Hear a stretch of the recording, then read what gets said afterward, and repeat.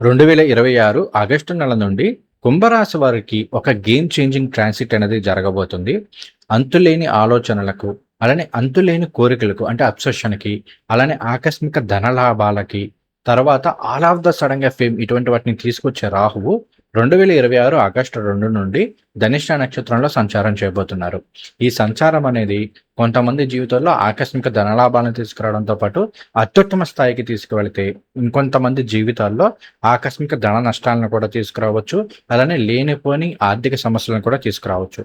అయితే అసలు ఈ సంచారం అనేది కుంభరాశి వారి మీద ఏ విధంగా ఉండబోతుంది, కుంభరాశిలోని నక్షత్రాల వారి మీద ఏ విధంగా ఉండబోతుంది అనేది ఈ వీడియోలో తెలుసుకుందాం. అయితే ఈ వీడియో ప్రారంభించే ముందు మీ అందరికీ ఒక చిన్న గమనిక.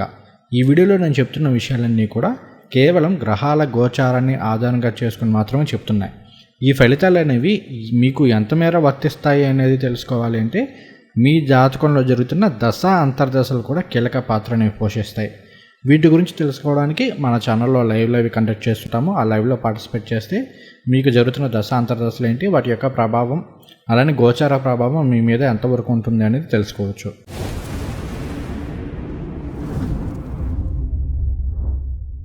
ముందుగా మనం రాహుకి సంబంధించిన కారకత్వాలు, లక్షణాల గురించి చెప్పుకొని తర్వాత అంశాల వారీగా ఫలితాలు చెప్పుకుందాం. మనకి పరాశర మహర్షి రచించిన బృహత్ పరాశర హోరా శాస్త్రంలో కావచ్చు, లేదు అంటే మరీ ముఖ్యంగా కాళిదాసు రచించిన మనకి ఉత్తర కాలామృతం అనే గ్రంథంలో కావచ్చు, రాహుకేతులకి సంబంధించిన లక్షణాలు, కారకత్వాలు, వాటి గోచార ఫలితాలు, జాతక ఫలితాల గురించి అనేక అంశాలను ప్రస్తావించారు. మనకి కాళిదాసు రచించిన ఉత్తర కాలామృతంలో రాహుని ఆకస్మిక ధనలాభాలు ఇచ్చే గ్రహంగాను, అలానే జోదానికి కారకత్వం ఇచ్చే గ్రహంగాను తీసుకున్నారు. అలానే సాంప్రదాయ జ్యోతిషంలో మనకి రాహుని మాయకి అంటే హాలుజినేషన్స్, భ్రమలు వీటికి కారకత్వంగా తీసుకున్నారు. అలానే విదేశీయానము, దూర ప్రాంత ప్రయాణాలు, సాంప్రదాయ విరుద్ధ విషయాలు వీటన్నిటికీ కూడా రాహుని కారకత్వంగా తీసుకున్నారు. అలానే మన మోడర్న్ ఆస్ట్రాలజీ అంటే ఆధునిక జ్యోతిష శాస్త్రం ప్రకారం చూసినట్లయితే కనుక రాహుని టెక్నాలజీ, ఏఐకి సంబంధించి కావచ్చు, ఆల్గారిథమ్స్ సంబంధించి కావచ్చు, డేటా సైన్స్కి సంబంధించి కావచ్చు, అలానే మనకి ఈ సింథటిక్ బయోటెక్నాలజీ వీటన్నిటికీ కూడా రాహుని కారకత్వంగా తీసుకున్నారు. అలానే స్పెక్యులేషన్, గ్యాంబ్లింగ్, బెట్టింగ్, తర్వాత పాములు, విషాలు, తర్వాత మైక్రోబయాలజీ వీటన్నిటికీ కూడా మనకి రాహుని కారకత్వంగా తీసుకున్నారు. ఇటువంటి రాహువు మనకి ఆగస్టు 2, 2026 నుండి ఏప్రిల్ 10, 2027 వరకు కూడా ధనిష్ట నక్షత్రంలో సంచారం చేయబోతున్నారు. ధనిష్ట నక్షత్రం అనేది కుజ భగవానుడికి సంబంధించిన నక్షత్రము. ఇందులో మనకి 1, 2 పాదాలు మకర రాశిలోను, 3, 4 పాదాలు కుంభరాశిలోనూ ఉంటాయి. ధనిష్ట నక్షత్రం అనేది అష్టవసులకి సంబంధించిన నక్షత్రము. ముఖ్యంగా పేరులోనే ఉంది కదా, ధనిష్ట అంటే ధనము ఇష్టముగా కలిగిన నక్షత్రం అని అర్థము. నేను ఆల్రెడీ ధనిష్ట నక్షత్రానికి సంబంధించిన కారకత్వాలు, లక్షణాలు వీటి గురించి ఒక వీడియో చేశాను. మీరు కనుక ఆ వీడియో చూడకపోతే ఖచ్చితంగా ఆ వీడియో చూడండి. ఇక ఇప్పుడు మనం కుంభరాశి వారికి సంబంధించిన ఫలితాల గురించి చెప్పుకుందాము. ఇక్కడ రాహు మనకి డిసెంబర్ 5, 2026 వరకు కుంభరాశిలో ఉన్న ధనిష్ట 4, 3 పాదాల్లోనూ, అలానే డిసెంబర్ 5, 2026 నుండి ఏప్రిల్ 10, 2027 వరకు మకర రాశిలో ఉన్న ధనిష్ట 2, 1 పాదాల్లో సంచారం చేయబోతున్నారు. కాబట్టి ఇక్కడ మనం ఫలితాలు అనేవి 2 ఫేజెస్లో చెప్పుకుందాము. ఫస్ట్ ఫేజ్లో అసలు కుంభరాశి వారికి జన్మరాశిలోనే ధనిష్ట 4, 3 పాదాల్లో రాహు యొక్క సంచార ప్రభావం ఏ విధంగా ఉంటుందని చెప్పుకుందాము. తర్వాత మకర రాశిలో ధనిష్ట నక్షత్రంలో రాహు యొక్క సంచారం ఎలా ఉంటుంది అనేది చెప్పుకుందాం. ముందు ఫస్ట్ ఫేజ్లో చూసినట్లయితే రాహు కుంభరాశిలో జన్మరాశిలో సంచారం చేస్తూ ఉన్నారు. అలానే ధనిష్ట నక్షత్రంలో సంచారం చేస్తున్నారు. ధనిష్ట నక్షత్రం అనేది కుజ నక్షత్రం అవుతుంది కాబట్టి ఇక్కడ కుజుడి యొక్క కారకత్వాలను కూడా మనం పరిశీలనలోకి తీసుకోవాలి. మనకి కుంభరాశి లేదా కుంభ లగ్నం వారికి కుజుడు ఏమవుతారు? ఆయన మేషరాశికి అంటే 3వ స్థానానికి అధిపతి. 3వ స్థానం ఏం తెలియజేస్తుంది? 3 అంటే సెల్ఫ్ ఎఫర్ట్స్ని తెలియజేస్తుంది, తర్వాత కమ్యూనికేషన్ తెలియజేస్తుంది, తోబుట్టువుల్ని, మరీ ముఖ్యంగా మనకన్నా చిన్న వాళ్ళైనా తమ్ముళ్ళు, చెల్లెలని తెలియజేస్తూ ఉంటుంది, దగ్గర ప్రాంత ప్రయాణాలని వీటిని తెలియజేస్తూ ఉంటుంది. అలానే కుజుడు వృశ్చిక రాశికి కూడా అధిపతి అంటే 10వ స్థానానికి అధిపతి. 10వ స్థానం ఏం తెలియజేస్తుంది? 10 అంటే కర్మస్థానం అంటే ఉద్యోగము, వ్యాపారము, పాపులారిటీ, ఫేమ్, ఇమేజ్ ఇటువంటి వాటిని తెలియజేస్తూ ఉంటుంది. సో ఎప్పుడైతే మనకి రాహు కుజ నక్షత్రమైన ధనిష్టాలోకి సంచారం చేయడం మొదలుపెట్టారో ఇక్కడ నుండి కుంభరాశి వాళ్ళకి ఏంటి అంటే కెరీర్కి సంబంధించిన విషయాల్లో, సొసైటీకి సంబంధించిన విషయాల్లో కాస్త ఆలోచనలు అనేవి ఎక్కువగా ఉంటూ ఉంటాయి. అంటే కెరియర్‌లో బాగా సక్సెస్ అవ్వాలి. ఇప్పటి వరకు ఏంటంటే ఎంత కష్టపడుతున్నా రాని ఫలితం గురించి వీళ్ళు పెద్దగా ఆలోచించరు. బట్ ఇక్కడి నుండి ఏంటంటే నేను ఇంత కష్టపడుతున్నాను, ఇంత ఎఫర్ట్స్ పెడుతున్నాను. బట్ నాకు ఉద్యోగంలో ప్రమోషన్ రావట్లేదు, సరైన ఇంక్రిమెంట్లు రావట్లేదు, లేదంటే సరైన ఉద్యోగం రావట్లేదు. కాబట్టి ఖచ్చితంగా ఇలాంటి వాటిలో మనం గట్టిగా పోరాడి సాధించుకోవాలన్న తపన అనేది కుంభరాశి వారిలో చాలా ఎక్కువగా పెరుగుతూ ఉంటుంది.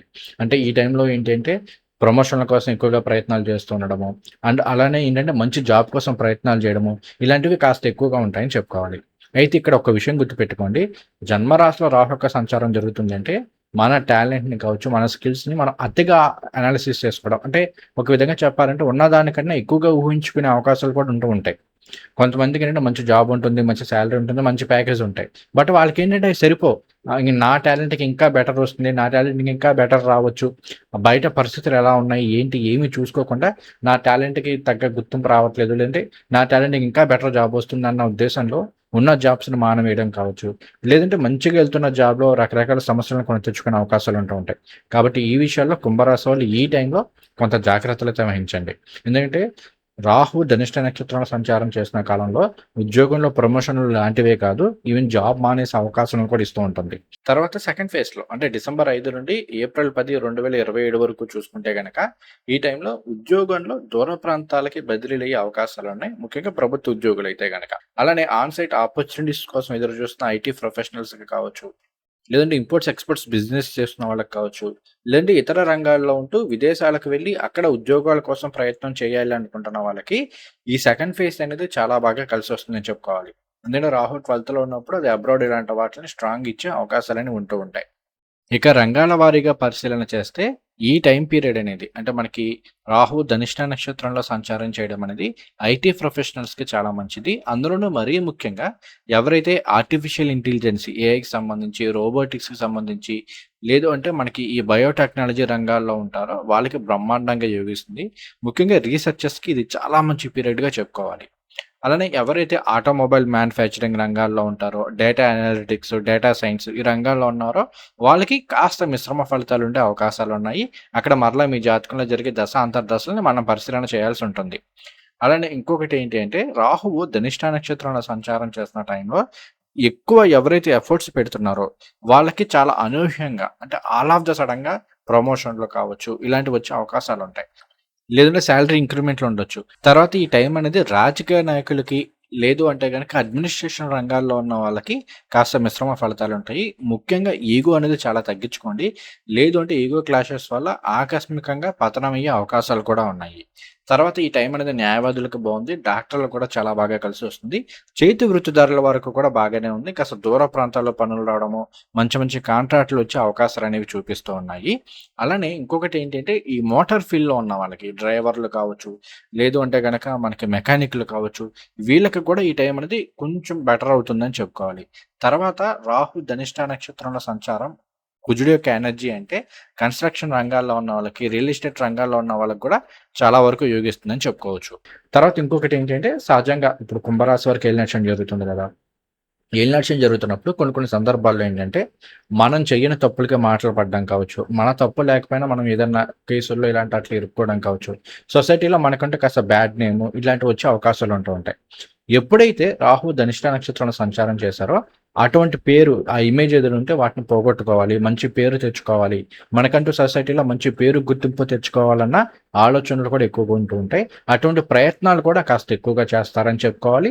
అలాంటి విషయాల్లో సక్సెస్ అవుతారనే చెప్పుకోవాలి. అయితే ఇక్కడ మొండితనం అనేది విపరీతంగా పెరిగే అవకాశాలున్నాయి. కాబట్టి దానికి సంబంధించిన విషయాల్లో మాత్రం కుంభరాశి వాళ్ళు కొంత జాగ్రత్తగా ఉండండి. ఎంత మండిపడుతున్నాము, ఏంటి అంటే ఒక్కొక్కసారి ఏమవుతుందంటే ఇది పర్సనల్ లైఫ్‌లో డిస్టర్బెన్సెస్ ఇస్తూ ఉంటుంది. భార్యాభర్తల మధ్య కావచ్చు, తమ్ముళ్ళ మధ్య, అన్న తమ్ముళ్ళ మధ్య, అక్క చెల్లెల మధ్య సంథింగ్ ఇట్లా మన మన తోబుట్టువులతోటి చిన్న చిన్న మనస్పర్ధలు ఇలాంటివి వచ్చే అవకాశాలు ఉంటూ ఉంటాయి. కాబట్టి ఇలాంటి విషయాల్లో కుంభరాశి వాళ్ళు కొంత జాగ్రత్తలు తీసుకోండి. తర్వాత మనం ఆరోగ్యపరంగా చూద్దాము. ఆరోగ్యపరంగా చూస్తే మాత్రం ఈ టైంలో కుంభరాశి వాళ్ళు కొంత జాగ్రత్తలైతే వహించాలి. ముఖ్యంగా కుంభరాశి వాళ్ళకి ఈ టైంలో ఏంటంటే జాయింట్ పెయిన్స్ గానీ, లేదు అంటే గనక ఈ పళ్ళు, నోరు వీటికి సంబంధించిన సమస్యలు కావచ్చు కొంత పెరిగే అవకాశాలున్నాయి. అలానే ఈ రాష్ట్రంలోని మహిళలకైతే గనక ఈ టైంలో పీసీఓడీ, పీసీఓఎస్ లాంటి సమస్యలు కావచ్చు, లేదంటే బ్లడ్‌లో మనకి ప్లేట్లెట్స్ ఇలాంటివి తగ్గడము, హిమోగ్లోబిన్ లెవెల్స్ ఇలాంటివి తగ్గడము, ఇలాంటివి కాస్త ఎక్కువుండే అవకాశాలుంటూ ఉంటాయి. పీరియడ్స్ ఆ టైంలో కాస్త రక్తస్రావం ఎక్కువగా ఉండడము, ఇట్లా జరిగే అవకాశాలుంటూ ఉంటాయి.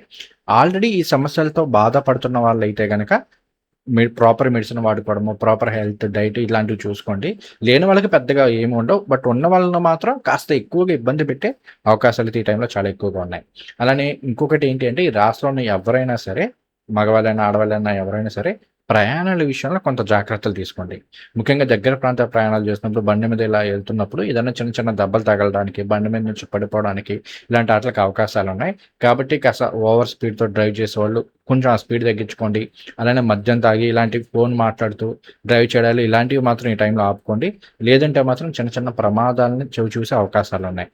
తర్వాత ఇంకొకటి ఏంటి అంటే ఇక్కడ ఎందుకంటే కుజుడు మనకి ప్రమాదాలకి వీటికి కారకత్వం ఇస్తుంటారు. అందుకని ఈ విషయాన్ని చెప్తున్నాను.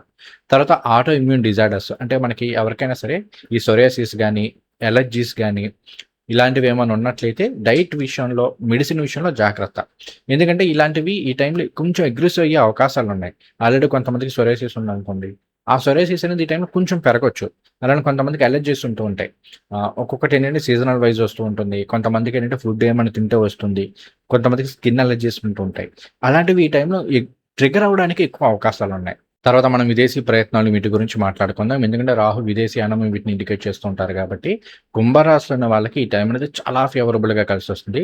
విదేశీ ప్రయత్నాలు చేస్తున్న వాళ్ళకి అంటే విదేశాలకు వెళ్లి చదువుకోవాలి అనుకున్న వాళ్ళకి, విదేశాలకు వెళ్లి ఉద్యోగాలు చేయాలి అనుకున్న వాళ్ళకి కూడా ఈ టైం అనేది చాలా ఫేవరబుల్‌గా ఉంటుంది.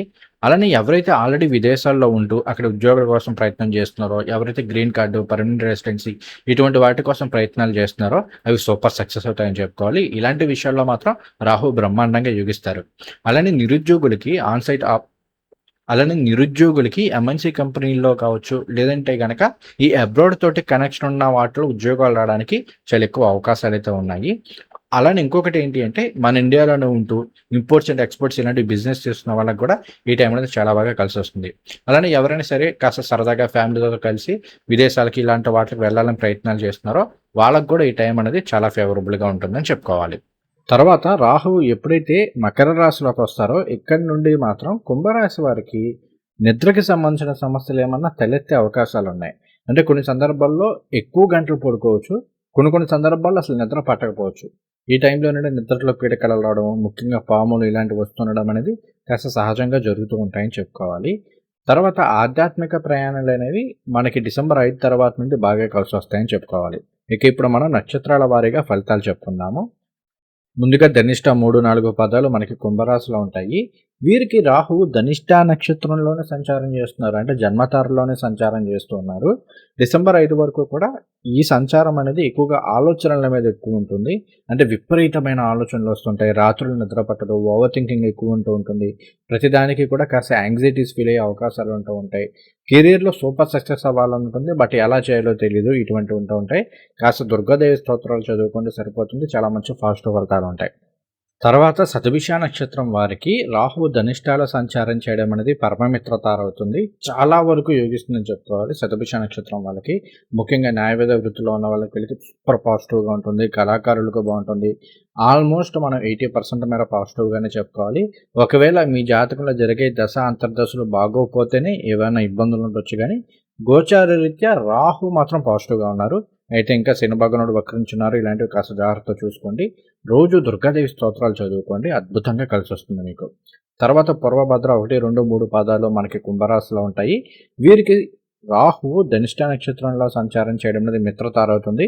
మిత్రతారలో సంచారం చాలా వరకు యోగిస్తుంది. చాలా వరకు పాజిటివే. అన్ని విధాలా యోగిస్తుంది. అన్నిట్లోనూ అనుకూల ఫలితాలు ఉంటాయి. కాస్త దుర్గాదేవి స్తోత్రాలు, గురు స్తోత్రాలు పారాయణ చేసుకుంటే సరిపోతుంది.